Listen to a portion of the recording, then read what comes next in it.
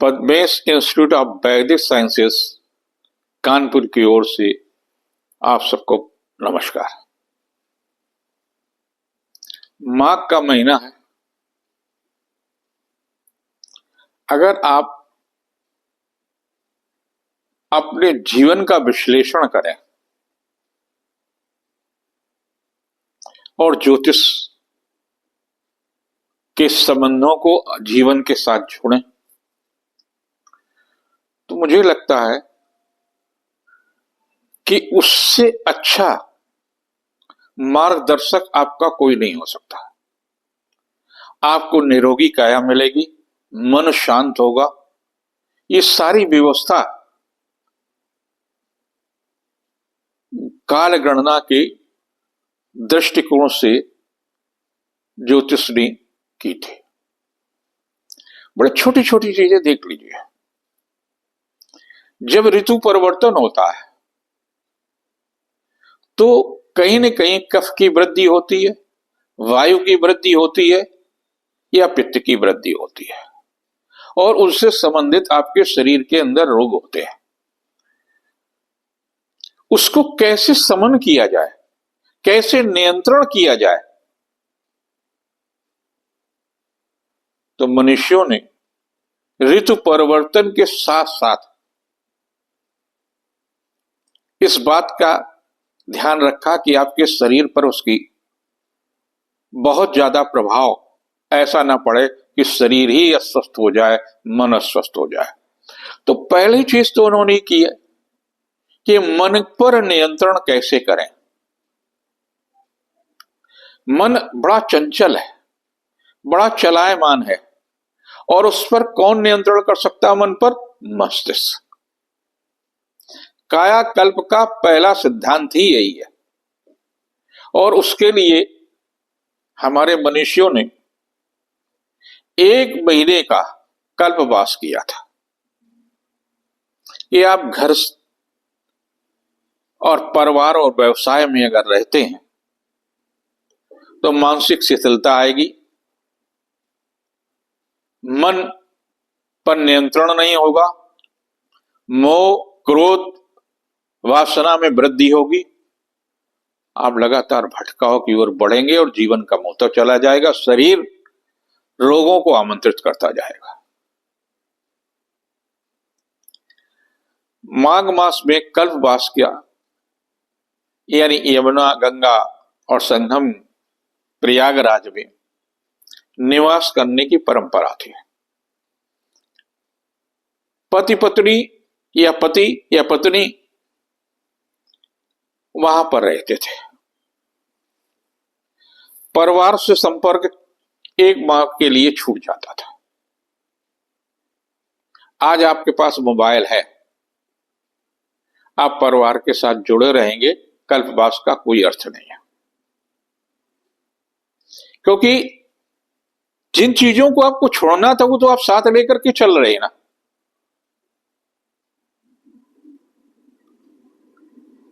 मोह छोड़ना था, आपने फोन किया, अरे पप्पू की तबीयत कैसी है, फलाना क्या है, तो आप मानसिक रूप से परिवार से और व्यापार से ही जुड़े रहे। कल्पवास इसीलिए था, राजा भी जाता था। हर्ष के बारे में कहा जाता था, महाराज हर्ष के बारे में, वहां 1 मास का पूरा तरह से जो है अपना कल्पवास करते थे और पूरी ताजगी के साथ दान भी करते थे, सब कुछ करते थे।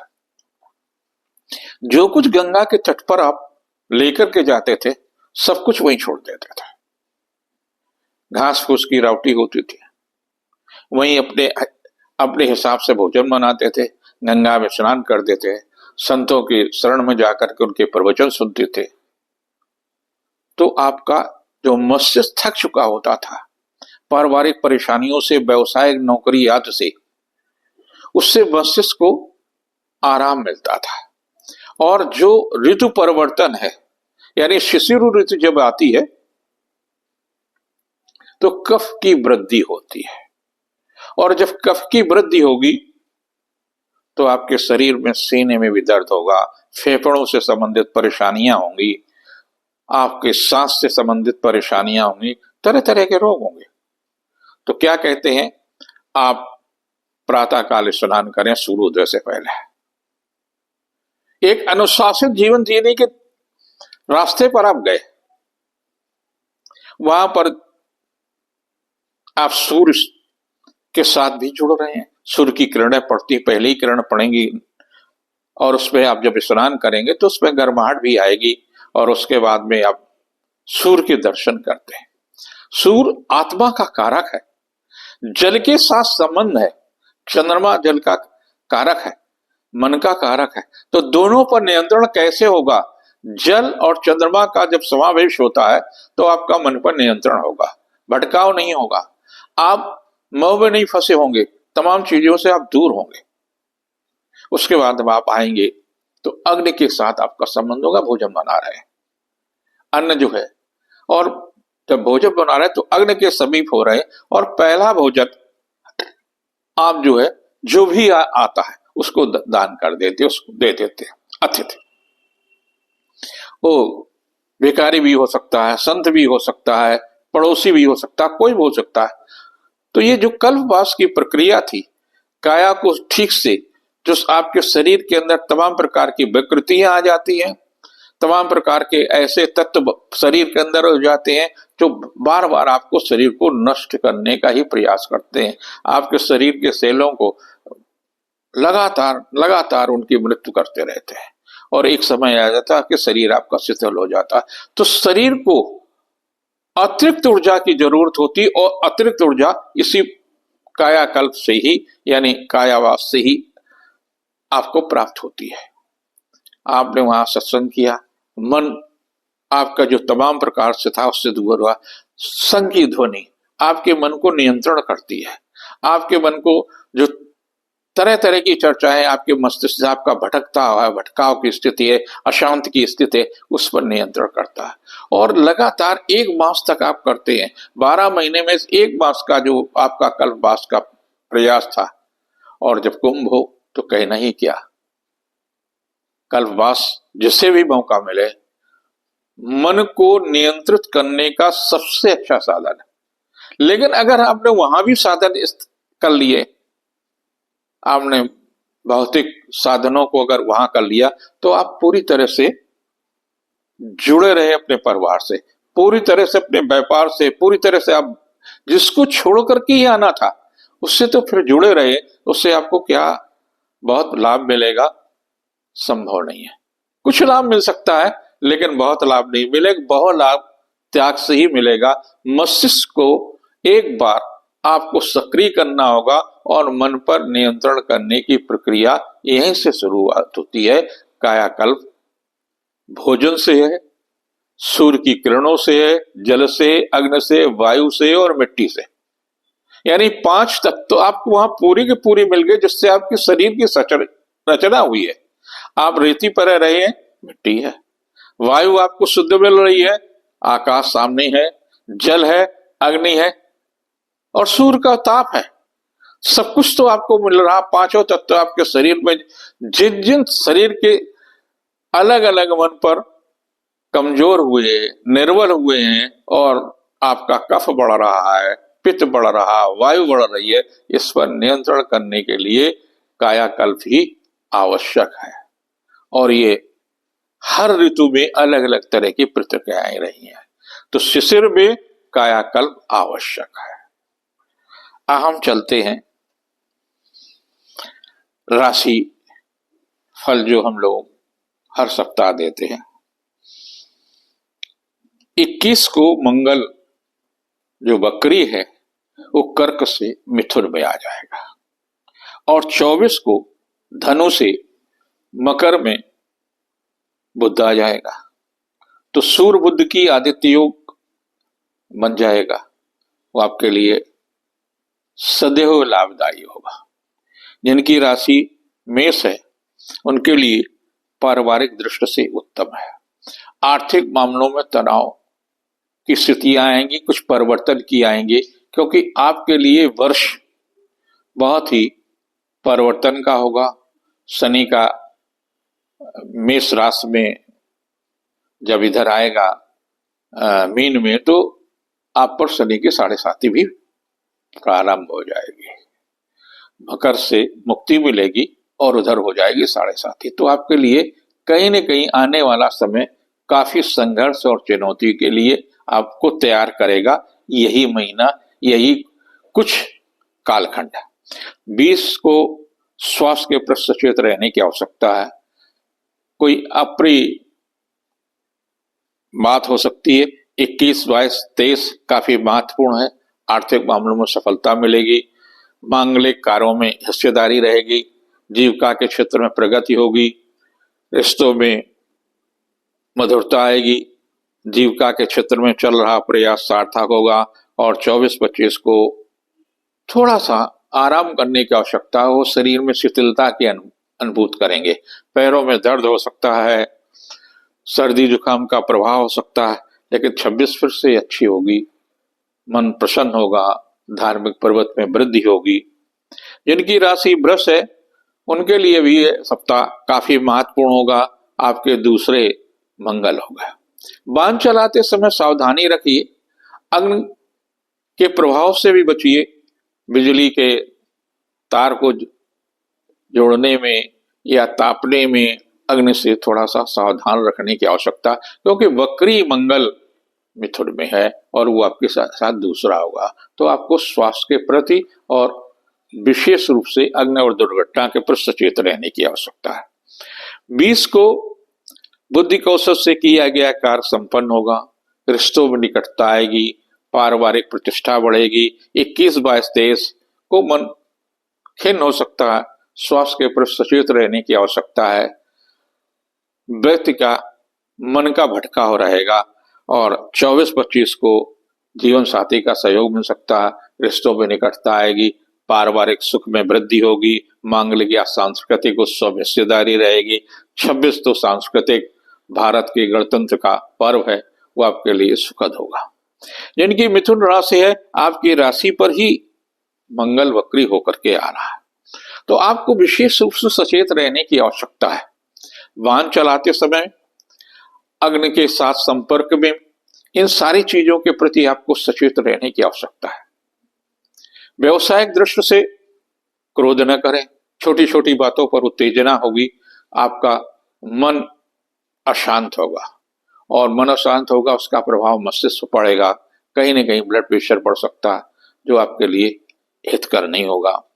20 सामान्य रूप से है, लेकिन 21, 22, 23 को आपको सचेत रहने की आवश्यकता है।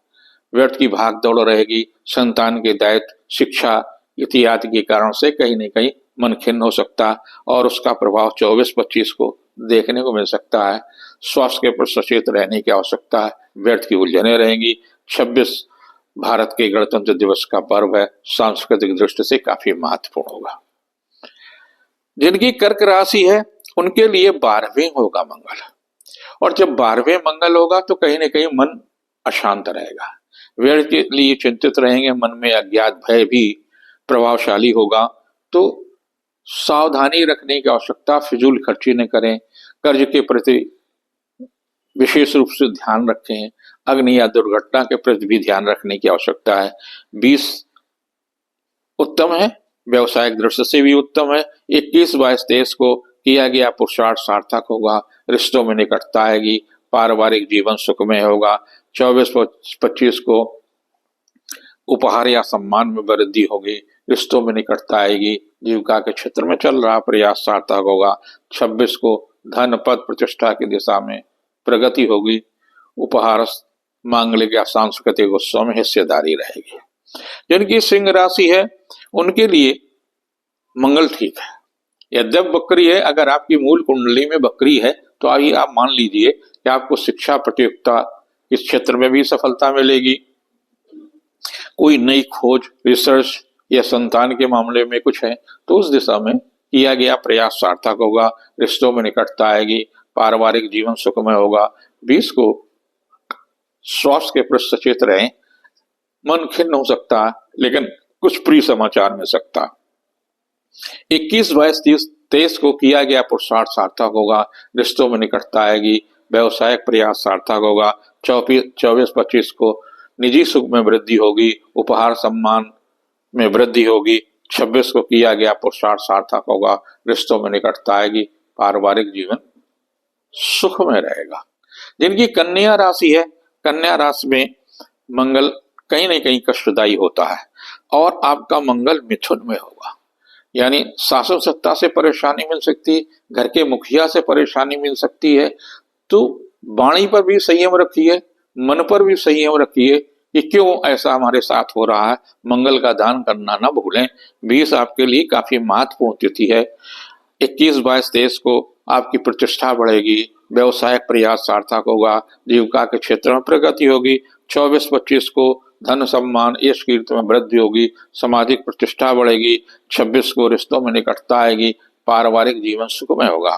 जिनकी तुला राशि है, व्यवसायिक दृष्टि से काफी महत्वपूर्ण होगा, धार्मिक दृष्टि से भी महत्वपूर्ण होगा, मांगलिक और सांस्कृतिक उत्सव में हिस्सेदारी रहेगी, रिश्तों में निकटता आएगी, जीविका के क्षेत्र में प्रगति होगी। 20 कुछ तनावपूर्ण तिथियां है, मन अशांत हो सकता है, मन एक भटकता रहेगा। मन पर नियंत्रण करने के लिए आप प्रयास करें। 21, 22, 23 को किया गया पुरुषार्थ सार्थक होगा, रिश्तों में निकटता आएगी। 24, 25 को आर्थिक मामलों में सफलता मिलेगी, धन सम्मान में वृद्धि होगी। 26 को सांस्कृतिक कार्यों में सफलता मिलेगी, जीविका के क्षेत्र में चल रहा प्रयास सार्थक होगा।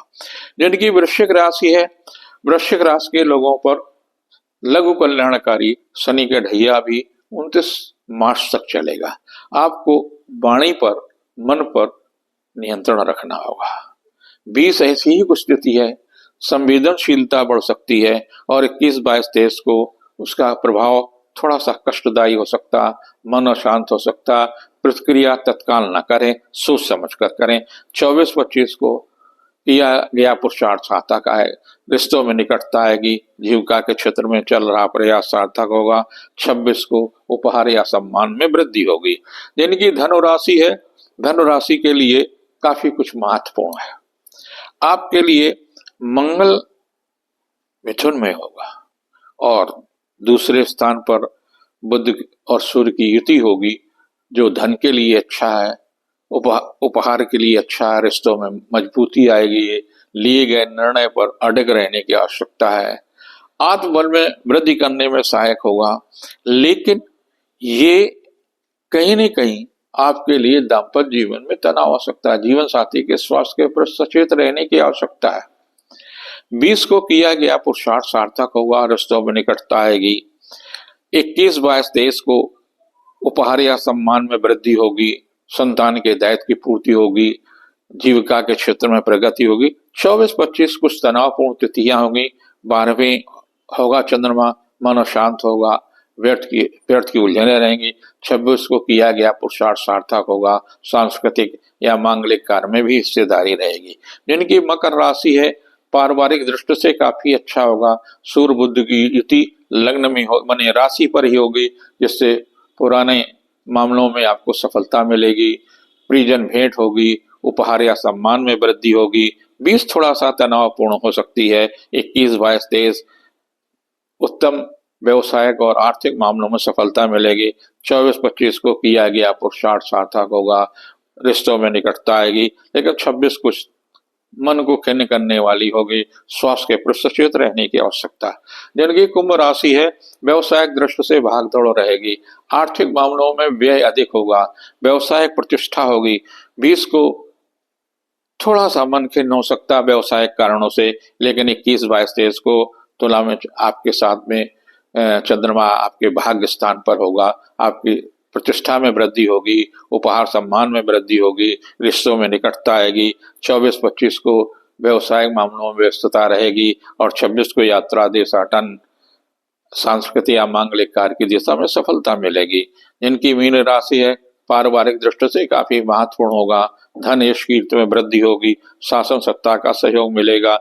20 को किया गया पुरुषार्थ सार्थक होगा, दाम्पत्य जीवन सुख में होगा। 21, 22, 23 थोड़ा सा तनावपूर्ण हो सकती है, व्यर्थ की उलझने हो सकती हैं। 24, 25 को किया गया पुरुषार्थ सार्थक होगा, पिता या धर्म गुरु का सहयोग मिल सकता। 26 को किसी महिला अधिकारी का सहयोग मिलेगा, रिश्तों में निकटता आएगी, पारिवारिक जीवन सुखमय होगा। ये महीना जो माघ का है वो कायाकल्प का है, मन पर नियंत्रण करने का है।